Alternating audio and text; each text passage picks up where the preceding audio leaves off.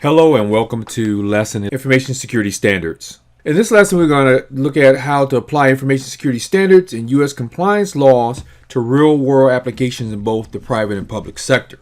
Key concepts are the International Information Security Standards and their impact on IT infrastructures, ISO 17799, ISO/IEC 27002, and Payment Card Industry Data Security Standards or PCI DSS requirements. It is nearly impossible to purchase all hardware and software from one vendor. Today's organizations get parts of their IT infrastructure from multiple vendors and expect these products to work together. How can so many products from different vendors work together? They work together because of standards. Standards are necessary to create and maintain a competitive market for hardware and software vendors. Standards also guarantee compatibility between products from different countries. They provide guidelines to ensure that products in today's computing environment work together. Several organizations develop and maintain standards for computers. In this lesson, I'm going to teach you about the common standards for computer and networking products and services. You will specifically learn about those standards that relate to security. The earliest computers were custom built for specific reasons.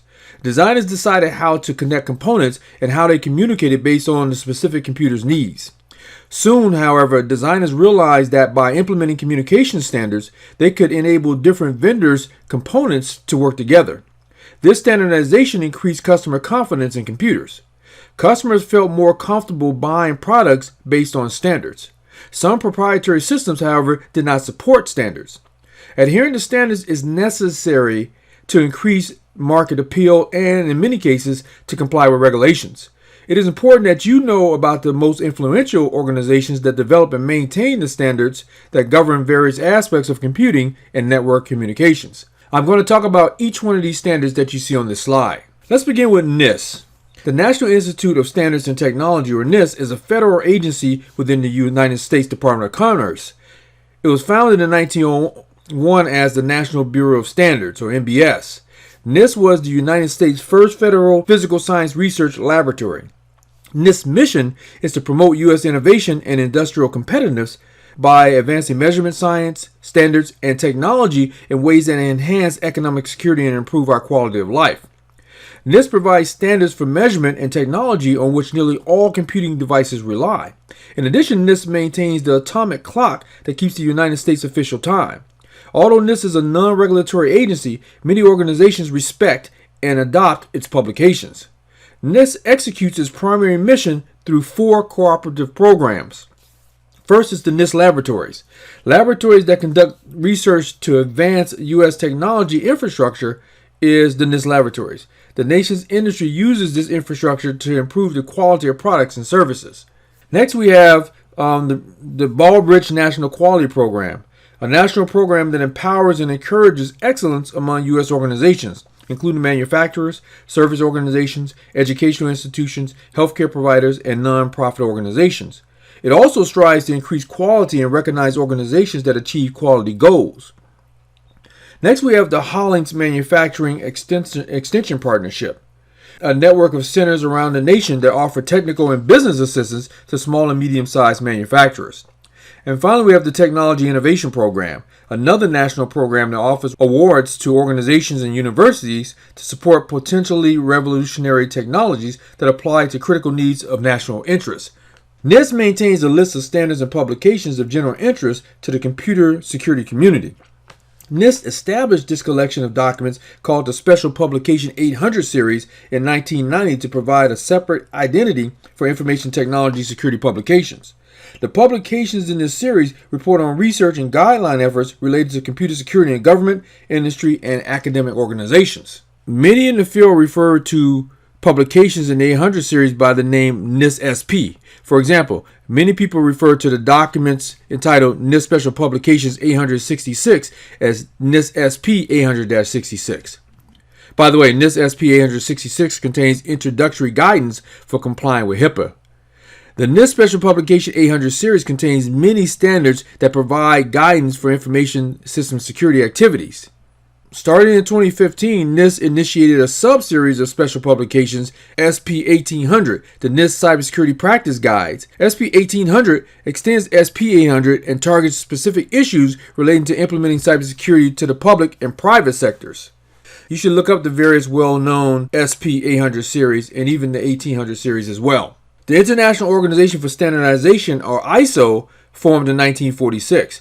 It is a non-governmental international organization. Its goal is to develop and publish international standards. ISO, based in Geneva, Switzerland, is a network of 161 national standards institutes. ISO serves as a bridge between the public and private sectors. Some members are governmental entities, others are in the private sector. ISO's goals are to develop standards that do not cater to either group exclusively, but reach consensus. Although the organization's short name, ISO, appears to be an acronym, it's not, because ISO is an international organization. Its full name is different depending on the language. ISO members agreed on the short name ISO, derived from the Greek word isos, which means equal. ISO strives for consensus even in the choice of its name. This focus on consensus is what makes ISO such a successful authority in developing and promoting standards in many areas. ISO publishes many standards for nearly all industries. For example, the International Standard Book Number, or ISBN, is an ISO standard. For those in information technology, perhaps the best known ISO standards is the Open Systems Interconnection Reference Model, or OSI model. This internationally accepted framework of standards governs how separate computer systems communicate using networks. The reference model contains 7 distinct layers that address 7 different issues related to network communications. The reference model defines the standards that enable computers and devices from different vendors to communicate. This is the model. Each layer in the model represents a collection of related functions. Each function provides services to the layer immediately above it and receives service from the layer immediately below it. For example, the transport layer, layer 4, provides error-free communications across the network. It also provides the connections needed by software functions in the session layer, layer 5. In addition, it calls functions in the network layer, layer 3, the next layer down, to send and receive packets that make up the contents of the network communication. Although many newer networking solutions do not strictly correspond to a structure of 7 distinct layers, the OSI reference model is still the predominant tool used to teach networking concepts. The OSI reference model has long been the basis of understanding how networks provide general services in a standard environment. Even though other models may map more directly to current software, the OSI reference model is still a relevant tool to teach networking fundamentals. ISO organizes its many standards by both the International Classification for Standards, or ICS, and the Technical Committee, or TC, to which it assigns each standard. You can find standards spread among 40 different level 1S ISCs assigned to 1 or over 200 TCs. This gives you a feel for the breadth of standards. The International Electrotechnical Commission, or IEC, is a standards organization that often works with the ISO. The IEC is the preeminent organization for developing and publishing international standards for technologies related to electrical and electronic devices and processes. People refer to the collective body of knowledge addressed by the IEC as electrotechnology. The IEC formed in 1906 to address issues with the expanding technologies related to electrical devices. Today, the IEC standards address a wide variety of areas, including things like power generation, power transmission and distribution, commercial and consumer electrical appliances, semiconductors, electromagnetics, batteries, solar energy, and telecommunications. The IEC was instrumental in the development of standards for electrical measurements, including Gauss, Hertz, and Weber. The IEC works closely with ISO and the ITU-T, which I'm going to discuss later in this lesson, to synergize efforts. To ensure international acceptance and maximum uses of its standards, the IEC encourages participation from as many countries as possible. There are approximately 64 IEC members, also called National Committee or NCs, and 23 associate IEC members. In 2001, the IEC expanded its membership to include more developing nations. The affiliate country program includes about 84 smaller countries. As an IT professional, you will most likely encounter IEC standards related to physical computer and networking hardware. The focus of the IEC has expanded since its inception as the electrical and electronics industries have changed. Today, much of the IEC's focus includes standards that address emerging power needs and how they affect other functional areas. The IEC is active in developing standards that support safety, performance, environmental responsibilities, energy efficiency, and renewable energy sources and use. The World Wide Web Consortium, W3C. The creation of the World Wide Web in 1990 marked a turning point in the way users access resources on the internet. In the early days of the internet, competing vendors released their own versions of the primary language of the web, hypertext markup language, or HTML. These versions were incompatible with those of other vendors. These incompatibilities caused issues with web browsers and limited the web's functionality. As interest in the web grew, the need to standardize its primary language became clear. So Sir Tim Berners-Lee, the computer scientist who wrote the original proposal for what eventually became the World Wide Web, founded the World Wide Web Consortium, or W3C, in 1994 to address the lack of standards. The W3C immediately became the main international standards organization for the World Wide Web. The stated purpose for W3C is to develop protocols and guidelines that unify the World Wide Web and ensures long-term growth. The W3C currently has 419 members, or somewhere around that number, representing businesses, nonprofit organizations, universities, and various government agencies. The W3C develops many web-related standards that govern and coordinate many aspects of web development and operation. Standards in the W3C has developed or endorsed include the following. You have the Cascading Style Sheets, or CSSs. You have Common Gateway Interface, or CGI. You have Hypertext Markup Language, or HTML. You have Simple Object Access Protocol, or SOAP. You have Web Services Description Language, or WSDL. And you have Extensible Markup Language, or XML. Each of these standards that I named and specifications is necessary to ensure that web applications interact with web components from other vendors. If you work with any World Wide Web components, you will likely encounter one or more W3C standards. The Internet Engineering Task Force, or IETF, develops and promotes Internet standards. According to the IETF website, the organization's purpose is to make the Internet work better. The IETF focuses on the engineering aspects of Internet communication and attempts to avoid policy and business questions. The IETF works closely with the W3C and ISO/IEC, focusing primarily on standards of the TCP/IP, or Internet Protocol Suite. The IETF is an open organization. There are no membership requirements. All participants, including contributors and leaders, are volunteers. Their employers usually fund their work. The IETF first met in 1986 as a group of 21 researchers who wanted to formalize the main Internet communication protocols. Today, the IETF is a collection of working groups, we call these WGs, with each group addressing a specific topic. There are currently more than 100 WGs. Because WGs tend to operate independently, the IETF set minimum standards for each group. Each WG has an appointed chair or group of co-chairs and a charter that documents the group's focus and expected deliverables. Every WG has a dedicated mailing list to which anyone can subscribe. These WG mailing lists serve as the primary communication medium for participants. Most participants get started by simply subscribing to one or more WG mailing lists of interest. WGs also hold periodic meetings which are open to all participants. Although it is generally beneficial to attend meetings, it is possible to participate in the WG by just interacting via the mailing list. Request for comments. So the IETF produces requests for comments, or RFCs. An RFC is a document that ranges from a simple memo to several standards documents. Each RFC's introduction indicates its status. The RFC model allows input from many sources and encourages collaboration and peer review. The IETF publishes guidelines for RFCs. Here are a few points about RFCs. Only some RFCs specify standards. Only RFCs that open with phrases like "this document specifies" or "this memo documents" should be considered standards or normative documents. RFCs never change. Any change to an RFC gets a new number and becomes a new RFC. Always look for the latest RFC because previous documents may be out of date. RFCs may originate with other organizations. The IETF creates only some RFCs. Others may come from independent sources, the IEB or the Internet Research Task Force, IRTF.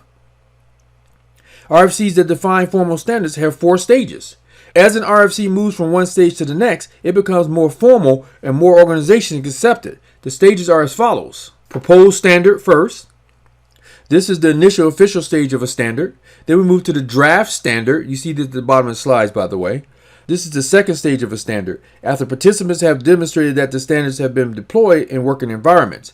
Next, you move to the standard, the SDT, the final stage of a standard after it has been shown to be widely adopted and deployed. We also have best current practices, the alternative method used to document operational specifications that are not formal standards. Some examples of IETF standards include RFC 5878 and RFC 5910. RFC 5878 is called the Transport Layer Security Authorization Extensions, or TLS. This contains the specification for extensions to the TLS handshake protocol. RFC 5910 is called the Domain Name, or DNS Security Extensions mapping for the Extensible Provisioning Protocol, or EPP. It describes EPP extension mapping for DNSSEC domain names stored in a central repository. Neither of these RFCs make for lightweight reading. They contain very technical detail that define how the Internet operates. The Internet Architecture Board is a subcommittee of the IETF. It also serves as an advisory board to the Internet Society, or ISOC. The IAB is composed of independent researchers and professionals who have a technical interest in the well-being of the Internet. The IAB serves as an oversight committee for many IETF activities. The IAB provides oversight for the following: architecture for Internet protocols and procedures, processes used to create standards, editorial and publication procedures for RFCs, and confirmation of IETF chair and technical area directors. The IAB provides much of the high-level management and validation of the processes of conducting IETF business. The IAB is an important committee that has substantial influence over many standards that affect the Internet. According to its website, the Institute of Electrical and Electronics Engineers is the world's largest professional association for the advancement of technology. The IEEE is an international nonprofit organization that focuses on developing and distributing standards that relate to electricity and electronics. With more than 420,000 members in approximately 160 countries, it has the largest number of members of any technical professional organization in the world. The IEEE formed in 1963 through the merger of two older organizations, the Institute of Radio Engineers formed in 1912 and the American Institute of Electrical Engineers formed in 1884, is indeed a large group. The IEEE supports 39 societies that focus activities on specific technical areas. These technical areas include magnetics, photonics, and computers. Each society develops publications, holds conferences, and promotes activities and events to further knowledge and interest in a specific area.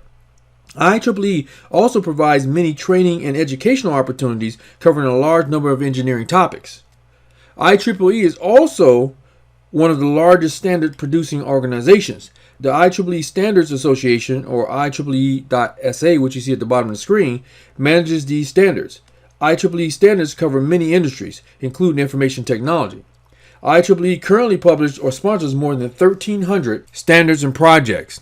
The best known standard that relates to information security is the IEEE 802 LAN-MAN standard family.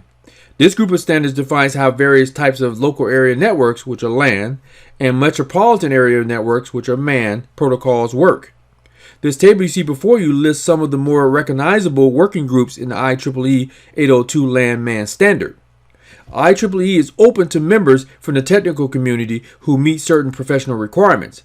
Full members can vote in IEEE elections. Students can obtain student memberships in IEEE. They can enjoy all the benefits of full membership except the right to vote. For interested parties who are not students and do not meet the technical requirement, IEEE offers associate memberships with limited privileges. I mentioned this one earlier. It's the International Telecommunication Union, or ITU, and the T stands for Telecommunication Sector. It is a United Nations agency. It is responsible for managing and promoting information and technology issues. The ITU is a global point of focus for both governmental and commercial development of networks and related services. The ITU was formed in 1865 as the International Telegraph Union to develop international standards for the emerging telegraph communications industry. The ITU became a UN agency in 1947. It was renamed the International Telegraph and Telephone Consultative Committee, or CCITT, in 1956, and eventually adopted its current name in 1993. ITU headquarters are in Geneva, Switzerland. And memberships include 193 member states, or somewhere around that number, I don't know exactly, and more than 700 sector members and associates. The oldest, most recognizable activity of the ITU is its work developing standards. The IT telecommunications sector, ITU-T, which I mentioned earlier, performs all ITU standards work. The ITU-T is responsible for ensuring the efficient and effective production of standards covering all fields of telecommunications for all nations. The ITU-T also defines tariff and accounting principles for the international telecommunications services. Timeliness has become an important focus on ITU-T standards.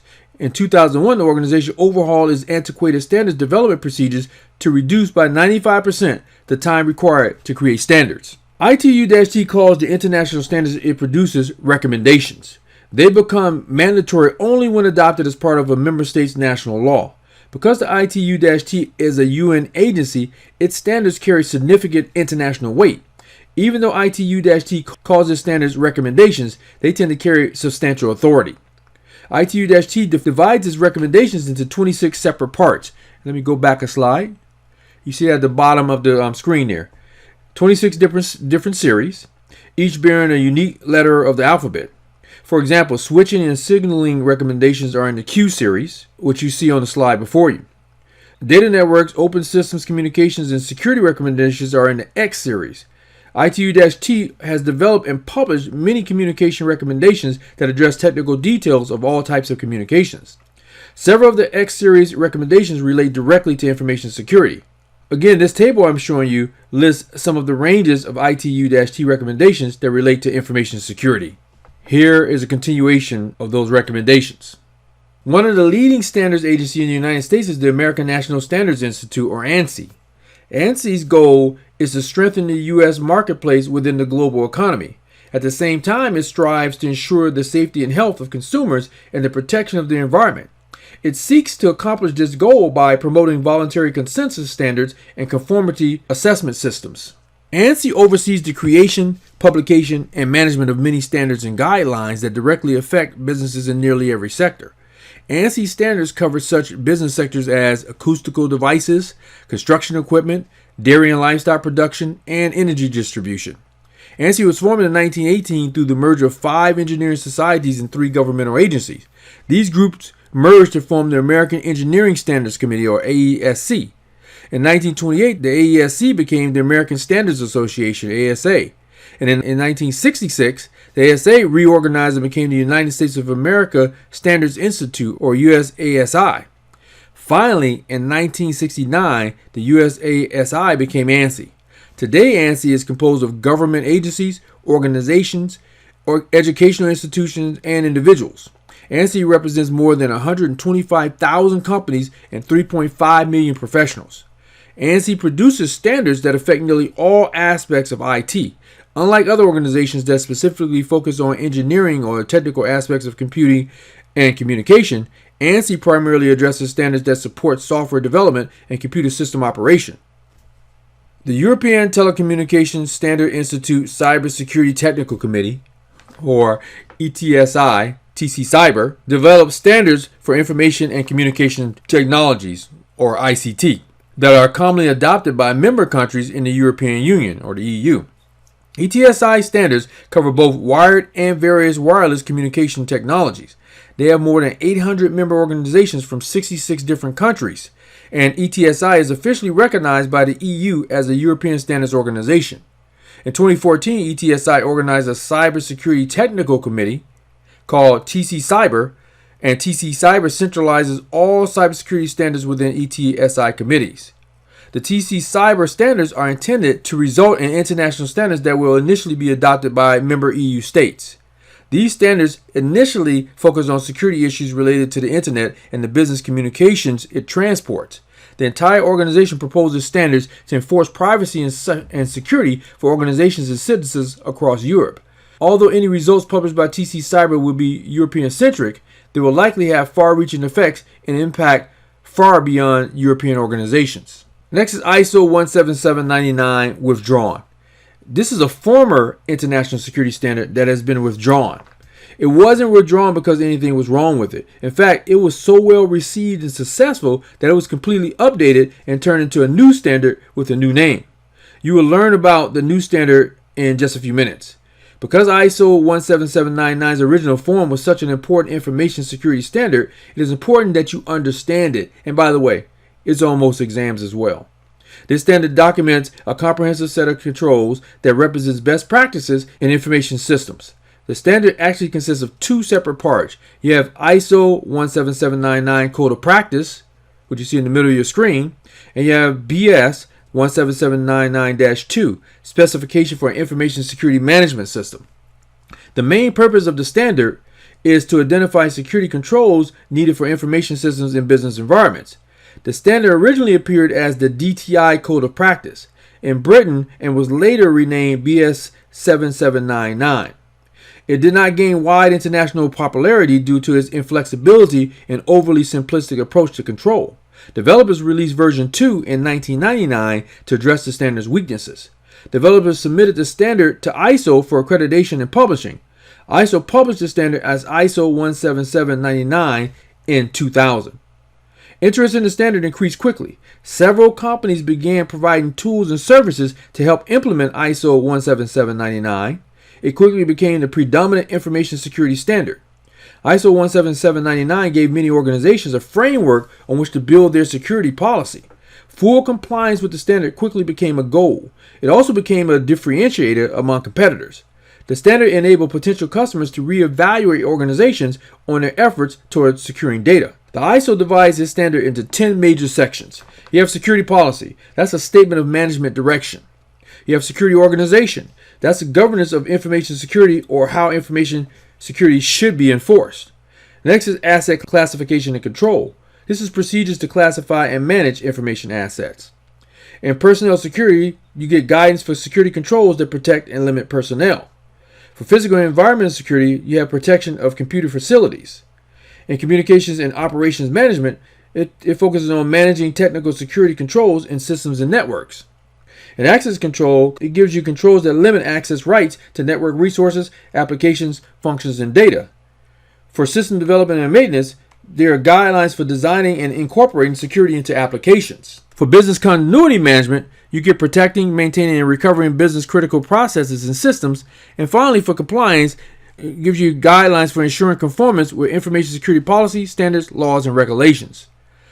A newer standard, ISO IES 27002, has superseded ISO 17799. But again, as I said, you probably see it on Security Plus and CISSP exams.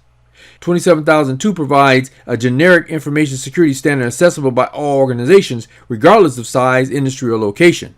Although ISO/IES 27002 replaced the withdrawn ISO 17799, you're going to still see references to ISO 17799 as a leading information security standard. ISO IEC 27002.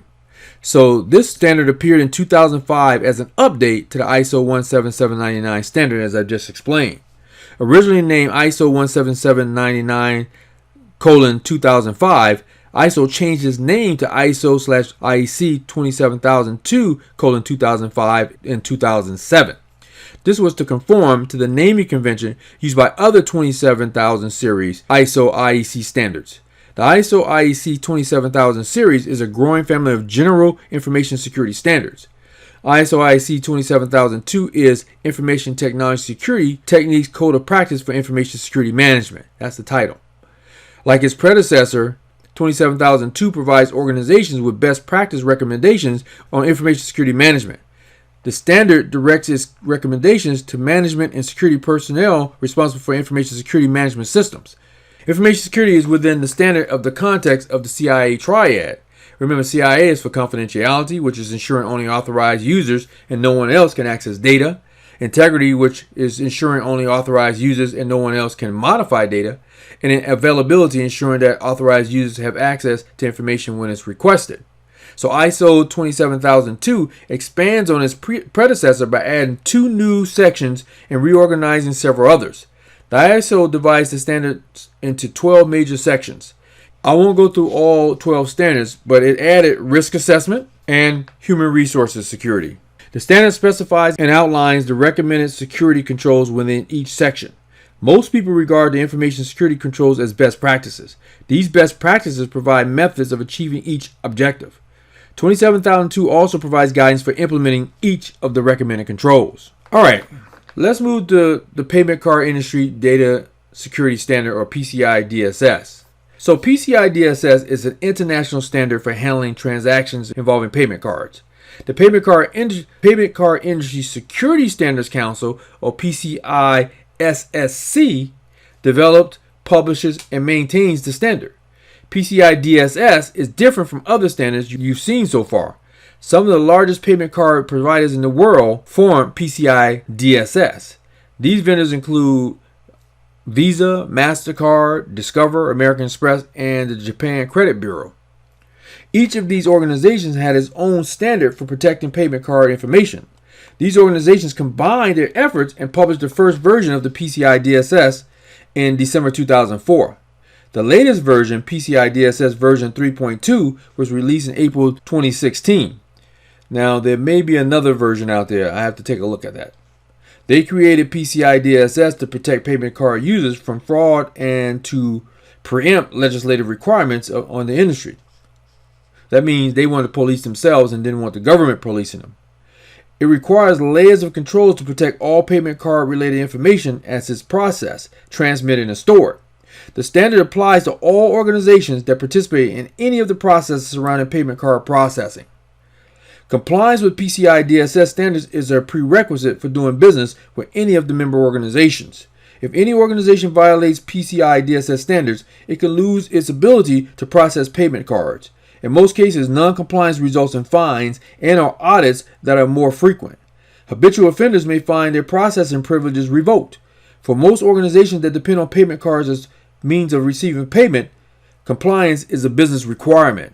The rules with which an organization must comply depend on the number of payment card transactions the organization processes. Organizations assess compliance at least annually. Organizations that handle large volumes of transactions must have their compliance assessed by an independent qualified security assessor, or QSA.